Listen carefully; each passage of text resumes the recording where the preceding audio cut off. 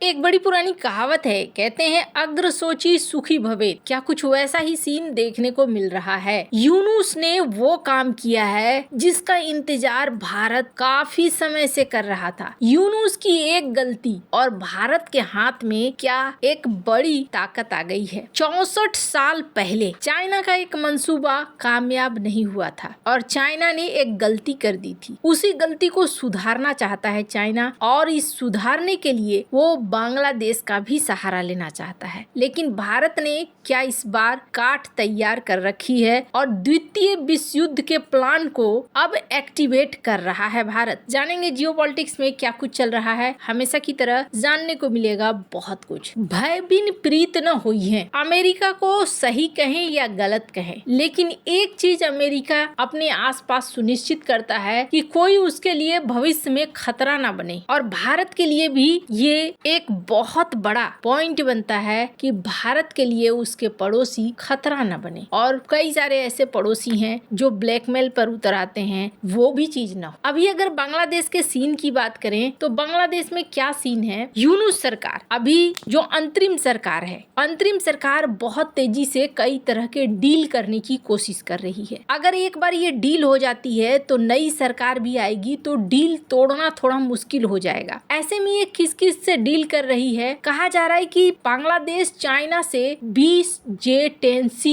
विमानों को खरीदना चाहता है और यदि ये डील फाइनल हो जाती है तो बांग्लादेश पाकिस्तान के बाद दूसरा विदेशी ग्राहक बन जाएगा J-10C को खरीदने वाला। J-10C चीन का single engine multi role fighter jet. वैसे इसकी लागत कम नहीं है, कम से कम 2.2 बिलियन अमेरिकी डॉलर। बांग्लादेश क्या चाहता है, अपनी वायुसेना को जल्दी से जल्दी अपग्रेड करना। J-10C अगर खरीदता है तो इसके साथ PL-15 air to air missile भी खरीद सकता है। अब ये जो डील है, ये डील भारत के लिए एक चेतावनी है कि भारत को तैयार रहना होगा। अगर ये डील होती है तो खास तौर पर ये डील भारत के खिलाफ ही जाएगी। और मामला सिर्फ यहीं तक नहीं है कि चाइना, यहाँ पर तुर्की भी उसी मात्रा में एक्टिव है जिस मात्रा में चाइना। स्क्रीन पर आप देखिए, बांग्लादेश तुर्की के साथ मिलकर ATA हेलीकॉप्टर खरीदना चाहता है। इसके अलावा अंका ड्रोन भी खरीदना चाहता है और इसका इस्तेमाल किसके खिलाफ करेगा ये किसी से छिपा हुआ नहीं है। तुर्की की भारत के साथ कितनी खुंदस है ये भी साफ साफ दिख रहा है। पर असल में चाइना का प्लान अपने 64 साल पुराने सपने को पूरा करना है। 64 साल पुराना सपना क्या था उसका, जिसका तोड़ भारत ने बड़े ही खतरनाक अंदाज में निकाला है। जब 1962 पे हमला किया चाइना ने, तब चाइना काफी आगे बढ़ चुका था। आगे बढ़ते बढ़ते चाइना असम तक पहुंच चुका था, अरुणाचल प्रदेश काफी आगे बढ़ गया था और माना जा रहा था कि हो सकता है चीन सिलीगुड़ी कॉरिडोर पर हमला कर। यदि ऐसा होता तो नॉर्थ ईस्ट भारत के मुख्य भूमि से कट जाता और लगभग 5 करोड़ लोग इससे प्रभावित होते। जंग में चीन ने असम तक पहुंच तो बना ली, लेकिन फिर अचानक से चाइना ने एक तरफा युद्ध विराम कर दिया और फिर वो पीछे हटने लगे। माओ के समय में किया गया ये गलती, जो चाइना को लगता है कि वो मौका था,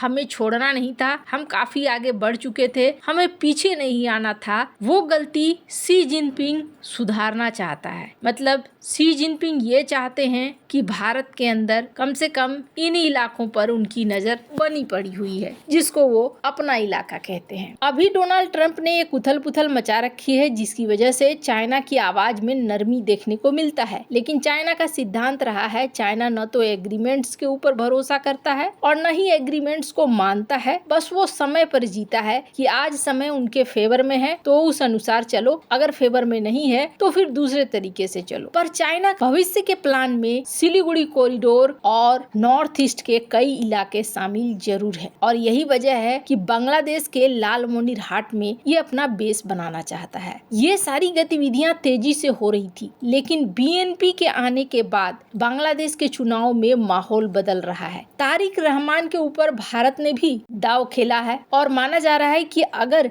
BNP जीतती है तो हो सकता है कि भारत के साथ संबंधों को ठीक करना चाहे, लेकिन अगर नहीं जीतती है तो क्या होगा, या फिर बीएनपी ही भारत के खिलाफ हो जाए तो फिर क्या होगा। तो भारत ने प्लान बी रेडी रखा है और वो प्लान बी सच मानिए ऐसा है कि सिलीगुड़ी कॉरिडोर के झंझट को ही हमेशा के लिए खत्म कर देगा। हमने देखा भारत ने जमावड़ा लगाना शुरू कर दिया है, 4 बेस, उसके बाद नेवल बेस, लेकिन इसके बाद जो भारत ने प्लान किया है वो बहुत खास है। 1942 से 1945 जब दूसरा विश्व युद्ध चल रहा था, जापानी सेना म्यांमार पर कब्जा कर चुकी थी और भारत की ओर बढ़ रही थी। तब भारत से चीन को हथियार और ईंधन पहुंचाने के लिए एक हवाई मार्ग का इस्तेमाल होता था जिनका नाम था द हम्प। हिमालय के ऊपर से उड़ते थे प्लेन और चाइना होते हुए जापान की तरफ बढ़ते थे। और इसके लिए उस समय अंग्रेजों ने बंगाल, असम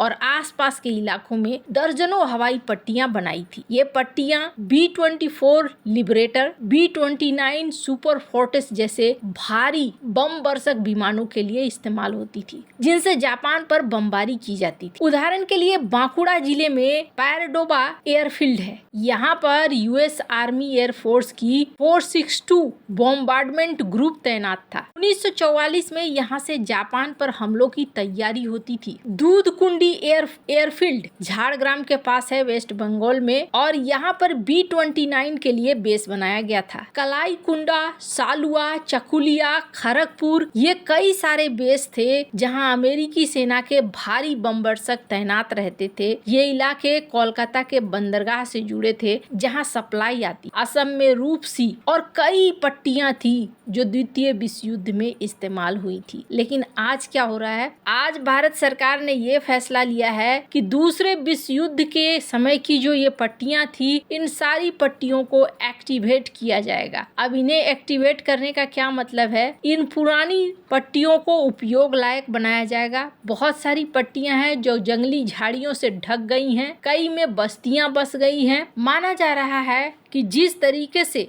सिलीगुड़ी कॉरिडोर के आसपास और चिकन नेक कॉरिडोर के आसपास घटनाएं बढ़ रही हैं, भारत अपने हर एयरफील्ड को मजबूत कर रहा है और ये संकेत देता है कि अगर एक बार भी छोटी सी भी गलती हुई तो सिलीगुड़ी का कॉरिडोर फिर काफी चौड़ा हो जाएगा और इसकी तैयारी भारत ने कर रखी है। खैर, बहुत तेजी से भारत यहाँ पर अपने आप को एग्रेसिव मोड में ला रहा है। ये बहुत ज़्यादा जरूरी भी था, वरना भारत के लिए मुश्किलें और भी ज़्यादा भविष्य में बढ़ जाएंगी अगर भारत इस वक्त हाथ पर हाथ रखकर बैठा रहा तो। आपको क्या लगता है, इन सब मामले में आपकी क्या राय है, कमेंट कर जरूर बताएं। जल्द मिलते हैं अगली वीडियो में नई खबर के साथ।